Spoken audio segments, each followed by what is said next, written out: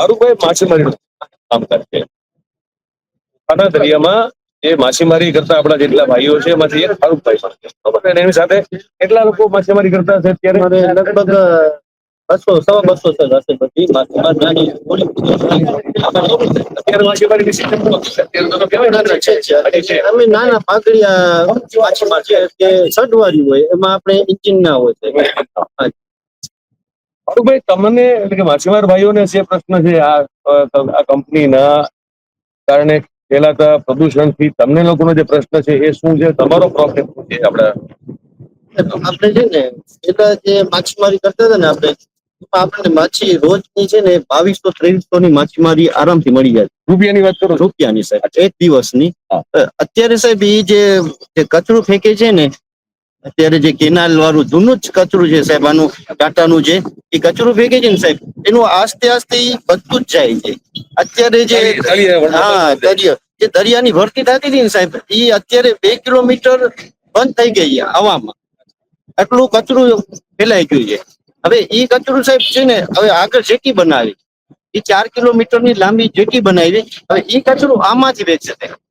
દરિયામાં જે સાહેબ તર્યું હોય, દરિયાની નીચે મછલી વળતી હોય છે, એ મછલીનું નાશ જ થાય છે. આમાં દરિયાએ જે સૃષ્ટિનું નાશ જ છે આગળ જતા. અત્યારે અમારે ધંધામાં ઘણું ફરક આવી ગયો સાહેબ.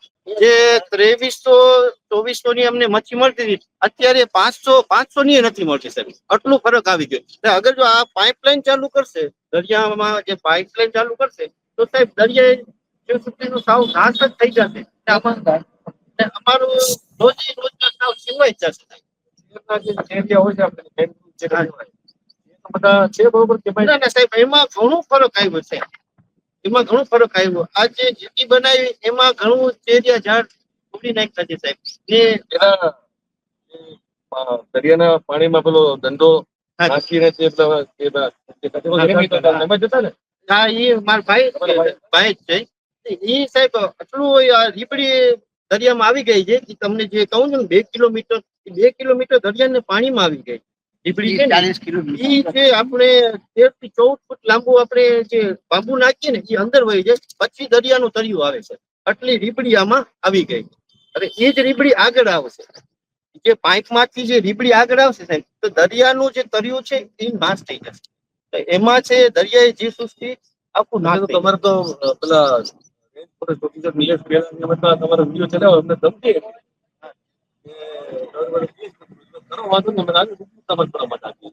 તો એ તમારા ભાઈ હતા જેને ધંધો કરી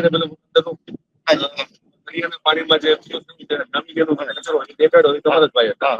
તો તમે કહો છો કે એટલું છે ત્યાં, બરોબર? આ તો પછી વેલા સાહેબ પછી કેસ કરો તો વાંધો નથી. બીજી અમે ક્યાંય ખોટા નથી. આવો સાહેબ, આપણે જોઈએ છીએ જે ગટકો છે હજી નાનું છે, હજી 2 ફૂટ અંદર વયો જશે.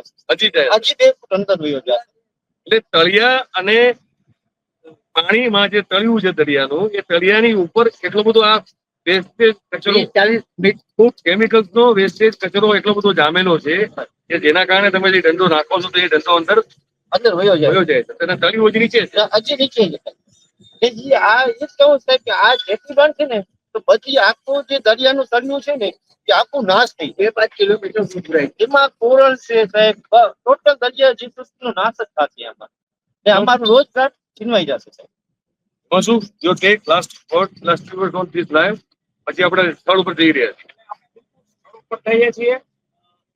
દેવરાજભાઈ વાળા પાસે લગભગ 8.5 ડોક્યુમેન્ટ, 170 કિલો ડોક્યુમેન્ટ, તમામ એજન્સી એને કહી શકો તમે ભાઈ. આપણી પાસે 10 ફાઇલ, કુકુભાઈ પાસે, આ લોકો પાસે એટલું સાચી એટલે સરકારને જાણ થઈ. સરકારના તમામ ખાતાઓને જાણ, સરકારના તમામ ખાતાઓમાંથી 55 જે જવાબ આપણે જોયા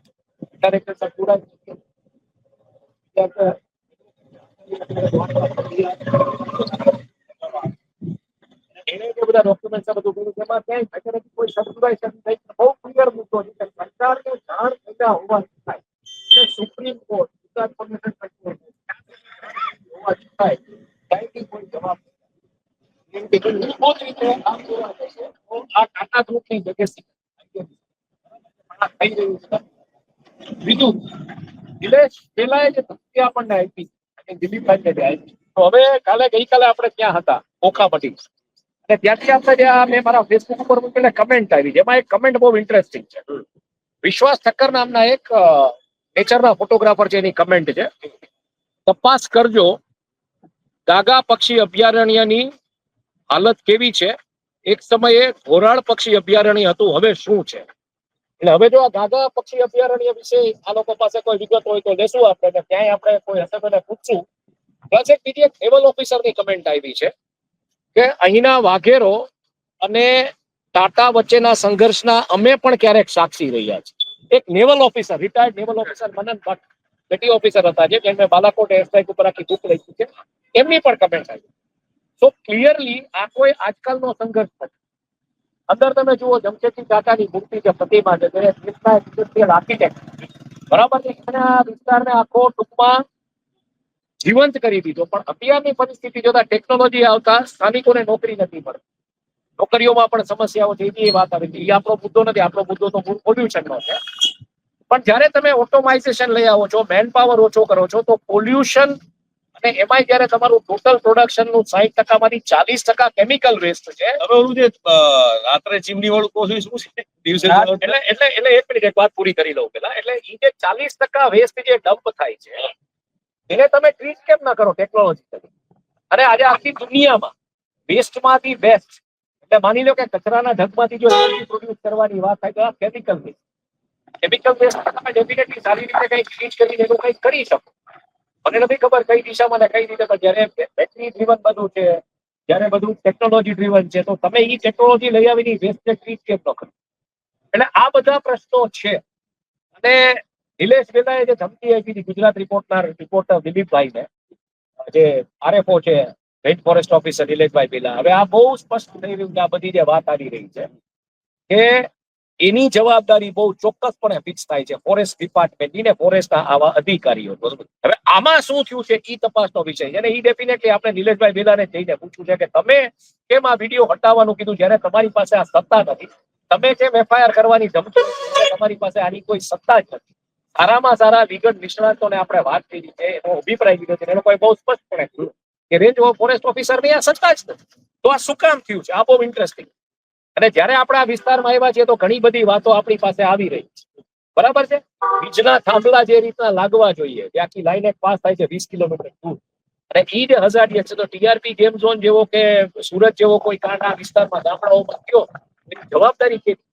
એટલે આમાં કેટલાય ડિપાર્ટમેન્ટ, રેવન્યુ, ઇલેક્ટ્રિસિટી ડિપાર્ટમેન્ટ, પછી આઈ મીન ફિશરીઝ ડિપાર્ટમેન્ટ, ડીપીસીબી, તમામ સંસ્થાઓ, સોલ્ટ કમિશનરેટ, ફોરેસ્ટ, આ બધા આવેલા 15 ખાતાઓ, એમએલએ એમપી ની ઓફિસીસ, પ્રાંત અધિકારીની ઓફિસ, આ બધાએ જવાબ આપવો પડશે.